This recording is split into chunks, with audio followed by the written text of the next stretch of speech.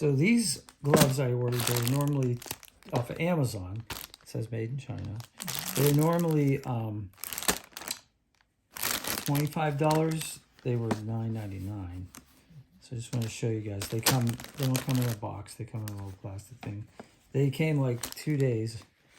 Little fake fur linings. That's kind of nice. And this is a little strap. It's a snap, but it's not adjustable. Right? It's just a snap. But this is a men's medium. You can see how big my hands are. They're not, you know, huge, but like this fits perfectly. Like literally, it fits like a glove. It's pretty cold out. I think these would be pretty warm, like for driving or something. I don't know if I'd be like out in like 30-degree weather shoveling snow with these things. Maybe 30-degree weather, not sub-zero weather, but like, yeah, not bad for $10. Fake leather, fake fur. I like but like, them. yeah, they're kind of cool. Got a little strap there, look a little like motorcycle gloves almost, you know.